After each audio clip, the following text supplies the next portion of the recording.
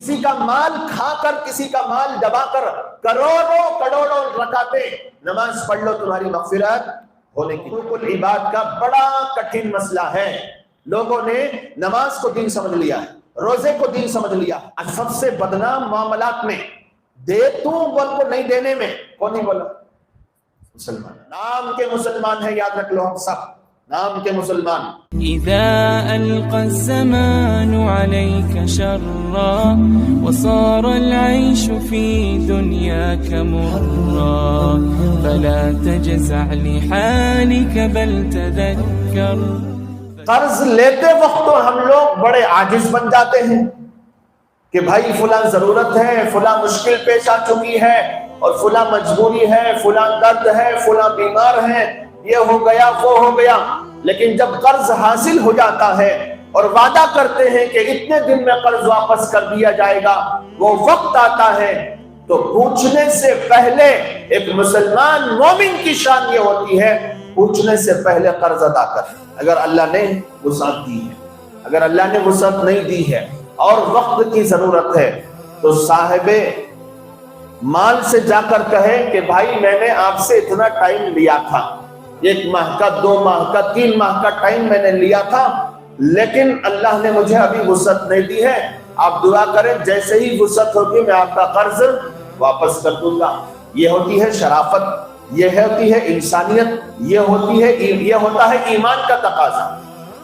لیکن بسا اوقات ایسا ہوتا ہے کہ آدمی کے پاس پیسہ ہے، قرض واپس بھی کر سکتا ہے، اپنی ضرورت بھی پوری ہو چکی ہے، لیکن پھر بھی شیطان اور نفس کے دھوکے میں پڑھ کر یہ سوچتا ہے کہ اگر یہ مال میں اس کو دے دوں گا پھر آئندہ مجھے ضرورت پڑے گی تو میں پھر جا کر کیسے پوچھوں۔ یہ سوچ کر وہ شیطان اور نفس کے دھوکے میں آ کر قرض واپس کرنے سے بیٹھ جاتا ہے، نہیں واپس کرتا۔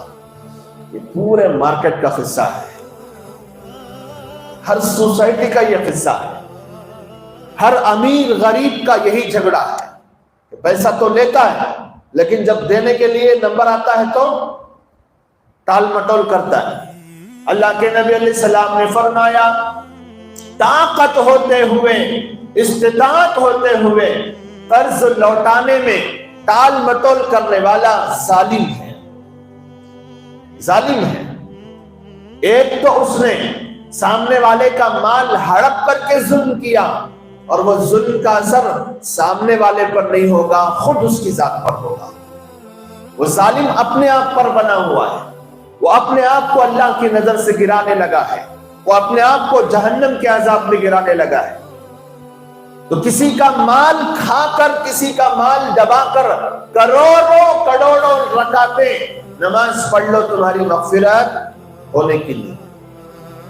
کسی کا مال دبا کر اگر کوئی یہ سوچتا ہے کہ میں اللہ سے معافی مانگ کے مر جاؤں گا، میں اللہ سے توبہ کر کے مر جاؤں گا، میں نمازیں پڑھ لوں گا، میں روزے رکھ لوں گا، میں اتنا پیسہ صدقہ کر دوں گا، اگر 1 روپیہ ایک آدمی کا ہم نے دبایا، میں نے دبایا، آپ تو اللہ والے ہیں، میں نے کسی کا 1 روپیہ دبا لیا، اب یہ سوچ رہا ہوں کہ 1 روپیہ دینا نہیں ہے، لیکن اس کے بدلے میں اتنے روزے رکھ لوں گا، اتنے نمازیں پڑھ لوں گا، اور اتنا ذکر و اذکار کر لوں گا، فلاں نیک کام کر لوں گا، تو شاید میرا گناہ معاف ہو جائے گا۔ کان کھول کر سن لو مسلمانوں، کسی کا لیا ہوا مال چاہے وہ 1 ہی روپیہ کیوں نہ ہو، اگر وہ خوشی سے نہیں چھوڑتا یا معاف نہیں کرتا تب تک معاف نہیں ہو سکتا۔ حقوق العباد کا بڑا کٹھن مسئلہ ہے۔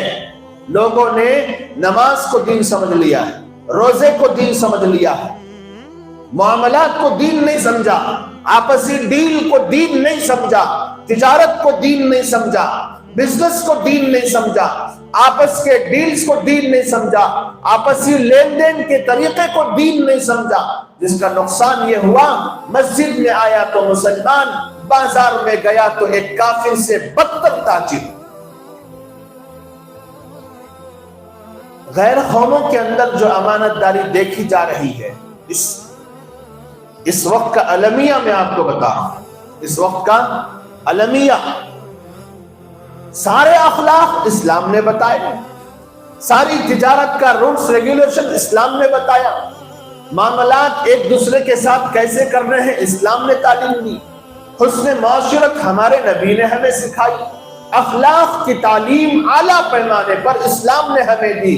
لیکن جب یہی مسلمان، یہی اللہ اس کے رسول کا ماننے والا تاجر یا ملازم مارکیٹ میں جاتا ہے، بزنس گاہوں میں جاتا ہے، تجارت گاہوں میں جاتا ہے، فیکٹریوں میں، کارخانوں میں جاتا ہے، تو اس سے بدتر کوئی مثال دنیا میں نہیں. آج سب سے بدنام معاملات میں دے تو بول کو نہیں دینے میں کون نہیں بولا؟ مسلمان. دے در تو حضرت، یہ بڑا خطرناک کام ہے. اپنی آخرت اپنے ہاتھوں سے تباہ کرنا. سنا آپ نے یہ جملہ کبھی سنا ہے؟ یہ وہی ہے، اپنی آخرت اپنے ہاتھوں سے تباہ کرنا. بہترین بلڈنگ میں نے بنائی، 4-5 مالوں کی، 5 فلور کی بہترین بلڈنگ یا بہترین بنگلہ بنایا.